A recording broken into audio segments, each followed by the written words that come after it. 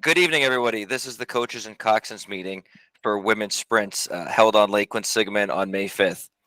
For those of you who don't know me, my name is Thad Gamula, and I will be taking you through the information in this presentation. So let's get started. Without further ado, I would like to introduce the Commissioner of the Intercollegiate Rowing Association to say a few words of welcome. Gary? Thank you, Thad. Thanks to all of you for being here.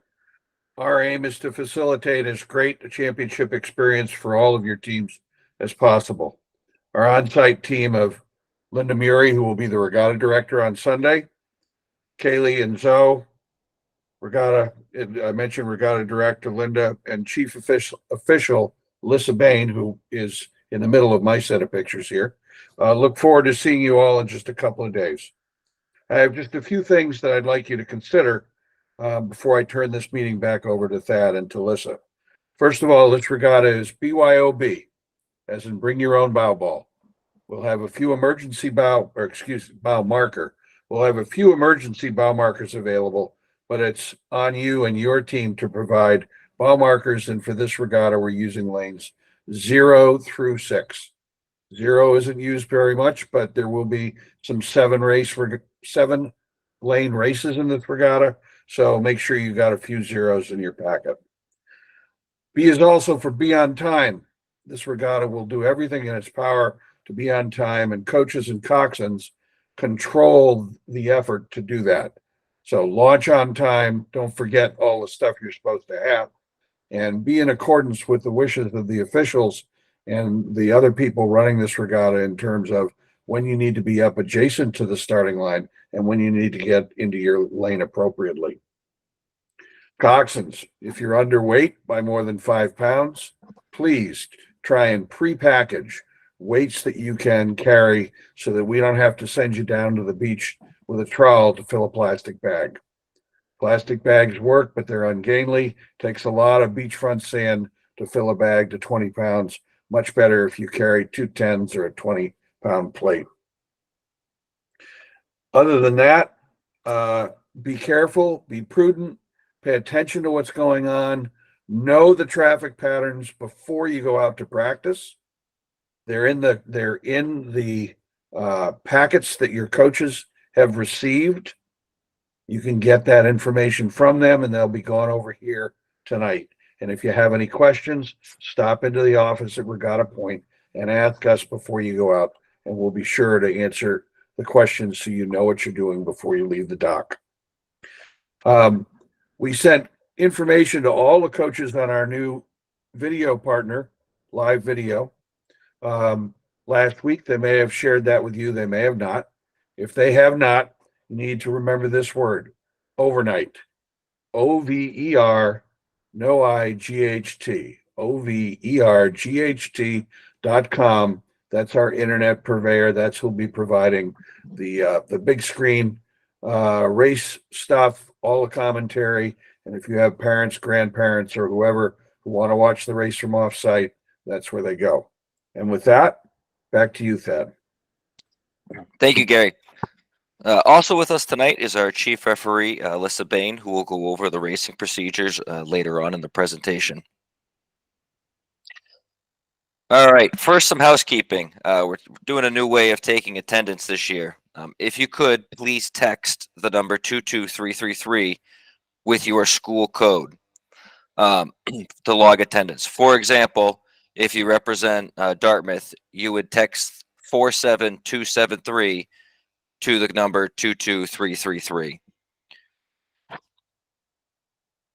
If you are calling in from a phone and you feel you cannot adequately do this, just please email me at thadgamula@qra.org just to say you were here and to log your response.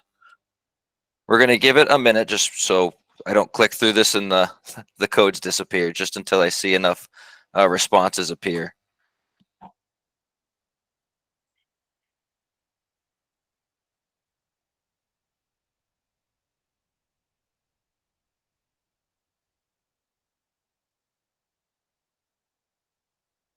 Perfect.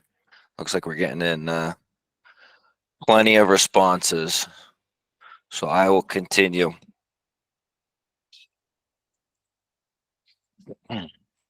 And before we get fully started, please note, if at any time you have a question, please submit it by the question and answer feature. Uh, this can be found at the bottom right of your screen. If you click the icon that looks like a triangle, a square, and a circle all together, you can find the question and answer feature on that. And please submit any questions you have through that rather than raising your hand, that feature, because that has been turned off. Okay, so practice. Practice practice on the course is Saturday, May 4th, between 6:10 p.m. and 7:30 p.m. Um, this is directly after the New England's rowing championship being held on Saturday. The course will open uh, from 6:10 to 7:30. Please be aware this time may change. This is our best guess based off the last the last race time and what we would assume it would take to take all of the start apparatus in. And this obviously, it could change due to weather, due to the course itself. If it's windy and it takes longer to pull stuff in. But just be aware that 6:10 start time could be a little fluid. Regatta Point will open for trailers at 7 o'clock p.m. and at 7:30 the course closes. So please be off the water. Do not take a second lap around the course at 7:25 p.m. You won't have enough time for it. And so everybody is aware, Regatta Point will be closed and locked at 8 p.m.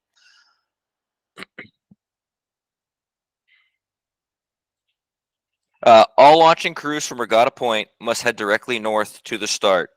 Uh, for those of you who haven't been here before, or it's been a while, our lanes on the course are numbered 0 through 6.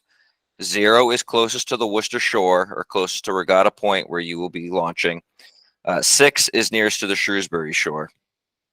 Traffic going to the start on the practice day may use lanes 0 or 1, or stay outside of the course. It's up to you.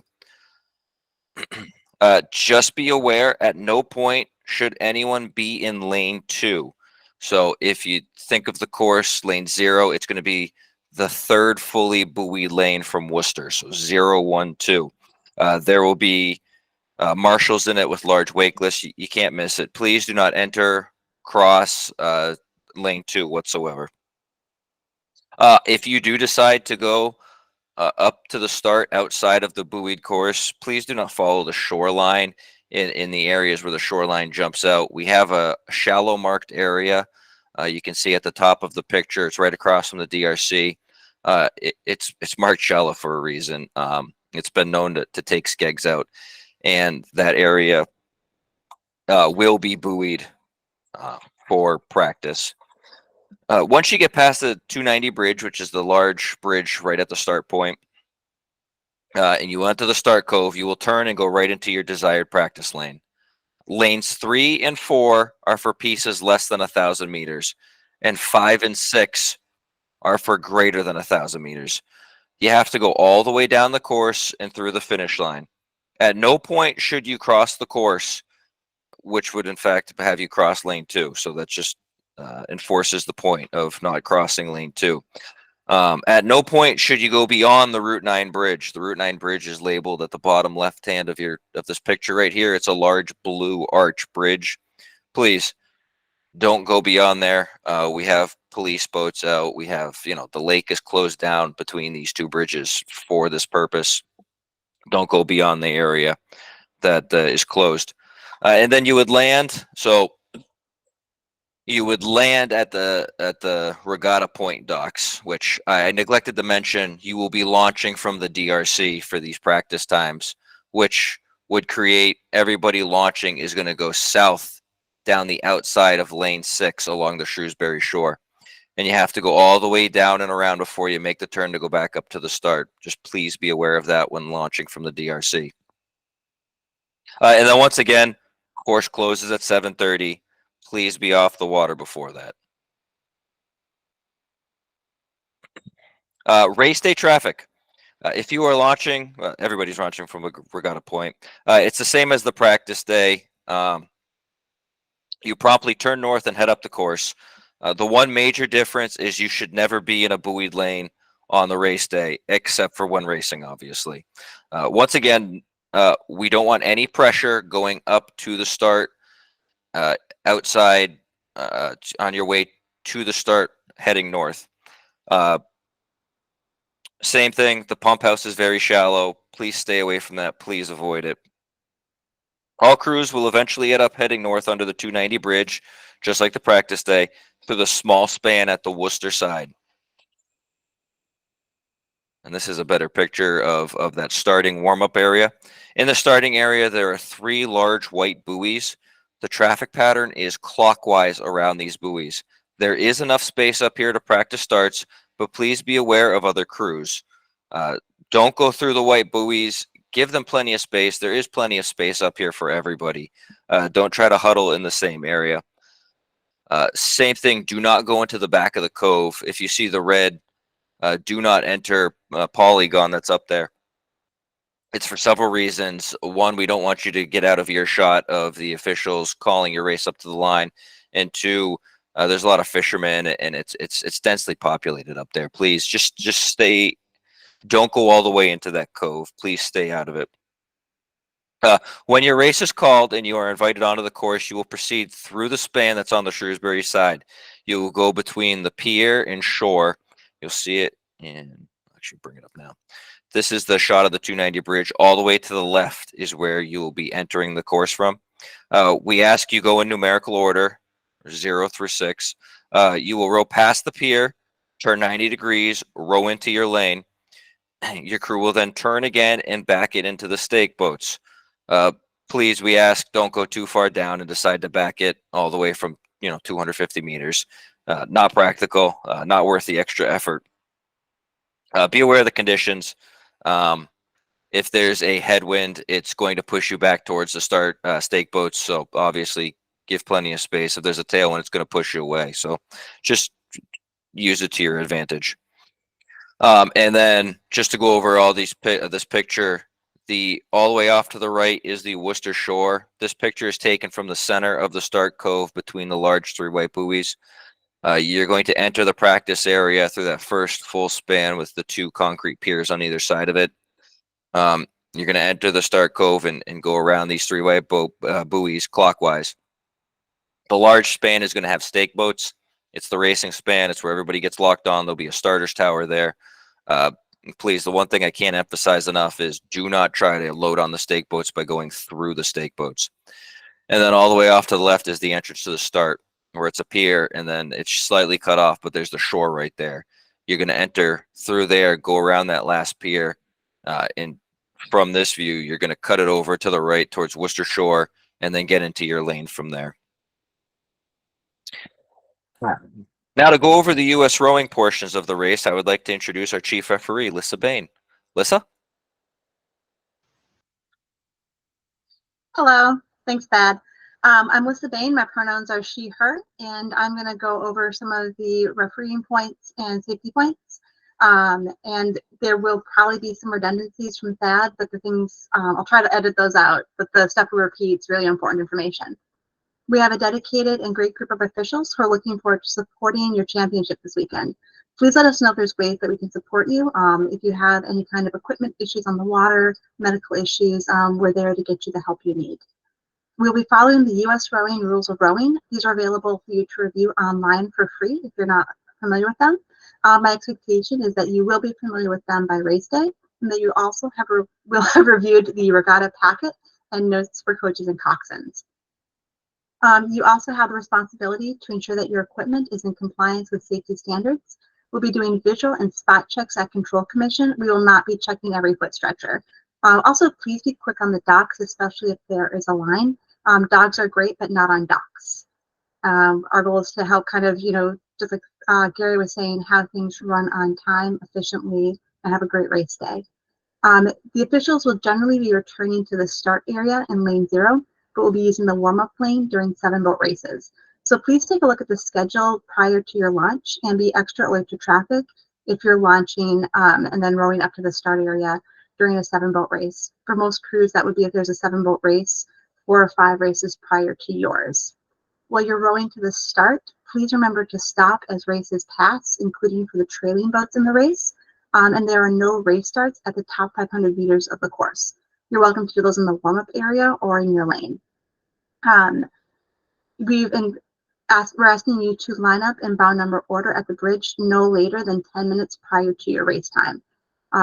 As Thad mentioned, rowing under the 290 bridge is a terrible idea. You will likely lose a skeg. So you're going to line up and then be called in from 0 to 6. If someone is not there, we're not going to wait for them, but we will load whoever is present in order from smallest number to largest number. Once you are in your lane, you're welcome to do any kind of practice in your lane, but you'll need to stay in your lane during that time. You're going to need to be locked onto your stake boat and ready to start no later than 2 minutes prior to the start of your race, and then you'll maintain and obtain your point. If you're not confident or experienced in your ability to get onto a stake boat, please practice that prior to loading boats. There's plenty of drills and strategies for practicing this online. Similarly, you're going to want to maintain your point through sculling, not by taking full strokes that will pull you right off the stake boat.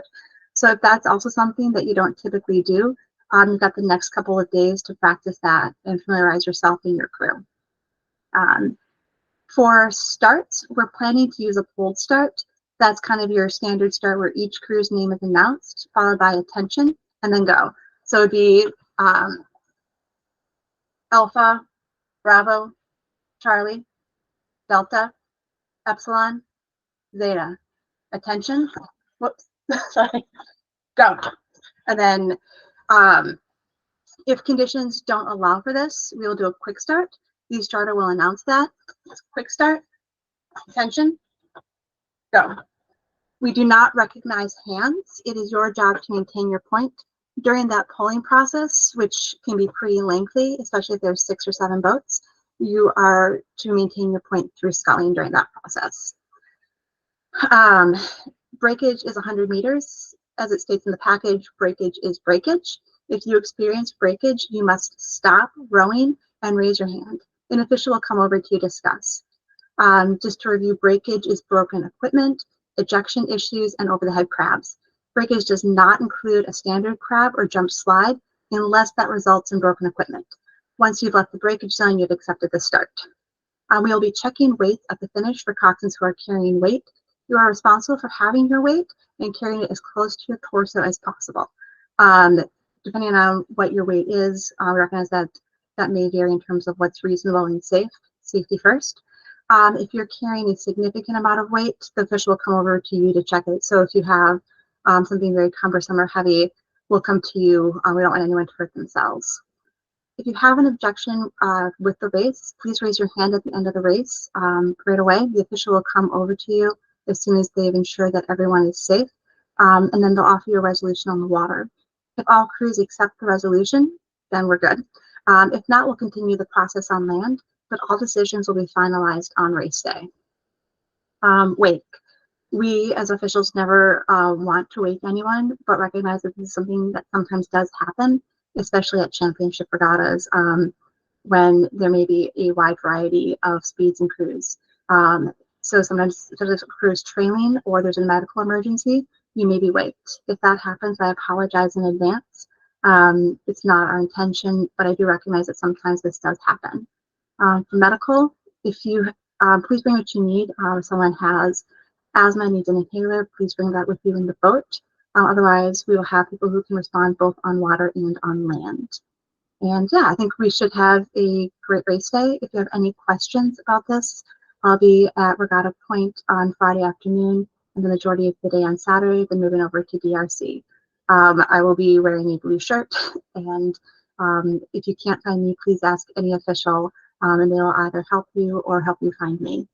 Thank you. Thank you, Lissa. And I can't echo Lissa enough. If you have a question, if anything doesn't make sense, if you don't get a resolution after this coaches and coxswains meetings, by all means, find them. They're easy to spot. They're all fantastic people. Blue shirts, absolutely. Don't be afraid to approach them. They're more than willing to help. Okay. Once the race has been made official, please clear the finish area as quickly as possible. You're going to return to the dock that you launched from, whether it be the North Beach docks or the Regatta Point docks. If you medal, there will be someone calling your boat over to the awards dock. You will go in reverse order, or bronze, silver, gold. Just please be aware once again of the shallow area in front of the finish tower. The last thing you want to do after you win gold is rip the skeg off. And now I'd actually like to invite the regatta director, Linda Muri, to say a couple words. Linda? Hi, Thad. Thank you. I wanted to thank everyone for signing up for the regatta, coming to join us again this year. Looking forward to some great racing and just iterating what everyone before me has said or intended to say, that we're here to help you make this be a really great regatta. There's always, if you can't find Lissa, you can find me. We've got the WhatsApp that Kaylee set up. So there's a lot of ways that we can communicate. So no one should feel like they've got a question or a problem that can't be solved by getting to the right person right away. Hopefully there's great weather, and it should be some great racing. Thank you, Thad. Thank you, Linda. Okay, weather emergency. Just in the event of emergency, we have many safety resources. If someone, just to reiterate, if someone needs help in the boat and they have a medical emergency, please let it be known. Put your hand in the air. The U.S. rowing officials will come over, police, but we have police, fire, EPO. Just make it known. I can't stress that enough. If there is a medical emergency, please just make it known. In the event of a weather emergency, the same safety resources are out there. In the event we have thunderstorms, which, fingers crossed, the weather looks like we won't have that. If there is a need to evacuate the course, those same safety resources will make an announcement. Just keep it in the back of your mind. Anybody from the start to the 1,000-meter mark is going to row to the DRC. If anybody's from the 1,000-meter mark to the finish line, they're going to row to Regatta Point in the event that, we have to evacuate the course.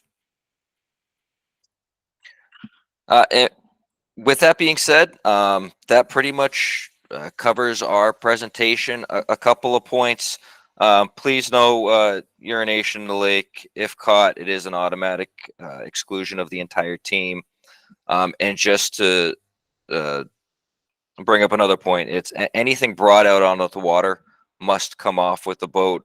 So don't hand anything to the stake boat holders. They've been instructed not to take anything from the crews. With that being said, we don't have the conventional chat going on here. If anybody has a question, please once again submit it from the little triangle square circle icon in the bottom right. If you click that, you open up the question and answer feature. Submit anything from there. And while we wait, if any questions appear, recordings of this meeting will be available at the Quinsigamond Rowing Association YouTube channel. The link will also be available on the Regatta Central page. And if nobody asks any questions, that means there's one. Is there a certain time coxswains are supposed to weigh in?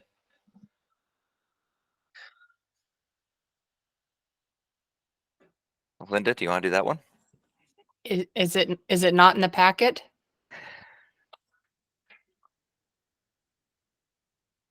It's in the packet, 3 p.m. Saturday afternoon, DRC, back door. Perfect. Next question. Do we row up to the start with no pressure? Yes. We asked that both of the practice day and a race day.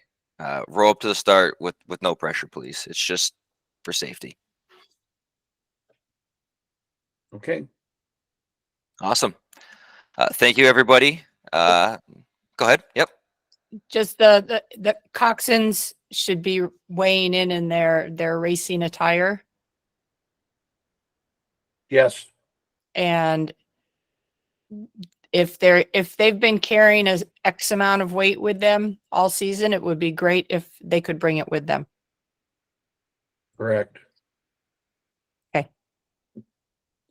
I got a reminder from the QRA that we have sent a memo out to all the coaches that your spectators, if they utilize the QR code that we sent to the coaches, they can get discounted ticketing as opposed to paying cash at the gate on Sunday.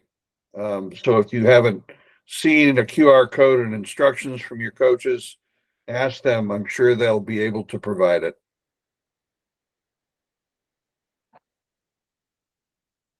Perfect. Thank you. Yeah. And with that, I think we can say thank you, everybody, and we'll see everybody on Saturday and Sunday. Thank you for attending. Have a good one.